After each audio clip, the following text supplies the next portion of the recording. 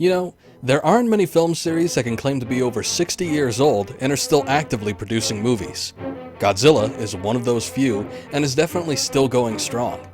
With Legendary Pictures' new Godzilla franchise and the upcoming film from Toho, Godzilla Resurgence, I thought now's a great time to do a series in review on this long-standing franchise. So here we go, kicking off Series in Review, Godzilla Edition. With 28 films, soon to be 29 from Toho, and currently an additional 2 American productions, 31 movies and counting is a tall order. So I'm gonna try to condense the series down to a handful, including my favorite era of Godzilla from the 80s and 90s. But first, we can't start a series in review without the original that started it all, Godzilla from 1954.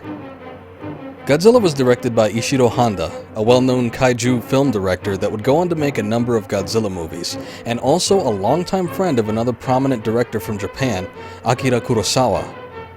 With most of the Godzilla films from the 60s through the 70s, Godzilla was portrayed as a defender of Earth, fighting hostile monsters and aliens, almost like a superhero.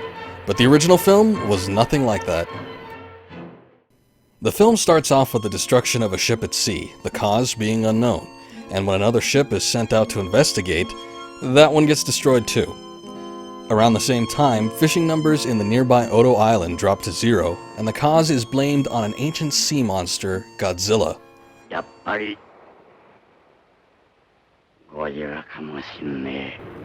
After a fierce storm on Odo Island, villagers notice that some of the houses were crushed and find giant footprints. It's after this that the monster Godzilla is seen for the first time.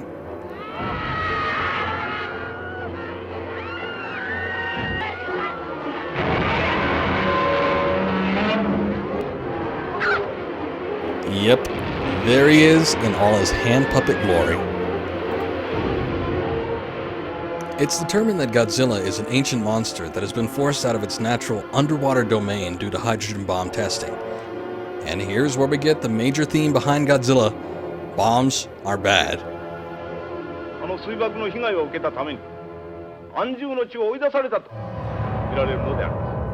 Since mankind's bomb testing caused Godzilla to move onto land, Godzilla as a natural force would strike back with a similar power. And he sure as hell does. The film's highlight is definitely Godzilla's rampage through Tokyo towards the end of the film. Honda stated that he wanted Godzilla's destructive force to be like that of a physical manifestation of an atom bomb attack, and that's exactly what we see. And with the original version of this film, it does not hold back. People are crushed, burned, fall to their death. There's even a scene where a woman holds her children and says they'll be with their dad soon.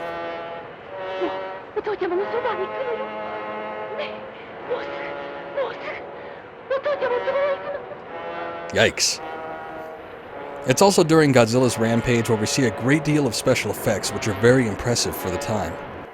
The intricacy of the miniatures used makes each shot fairly believable, and the amount of dust and debris used whenever something is crushed or destroyed adds to this effect.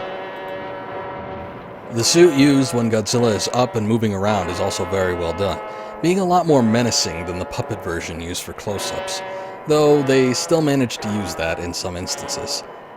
And these wide shots of the city in flames with Godzilla slowly trudging through them makes for some amazing and terrifying scenes. No doubt, scenes like this are what amazed audiences in the 50s and cemented Godzilla as a major film and cultural icon that would go on to last for decades. Without going into too much detail to spoil the movie, I can say that this is a very impressive film in every regard. The direction, the cast, the soundtrack, the cinematography, everything meshes together perfectly to create a classic monster movie. I highly recommend watching this film, in particular the original cut, as a heavily edited American release from 1957, Godzilla, the King of Monsters, just doesn't have the same impact. It's definitely worth a look if you're at all interested in the series itself, or kaiju movies in general, as Godzilla was one of the first to popularize the genre. But there are plenty more films to cover in this series, so we'll see you in the next series in review, Godzilla.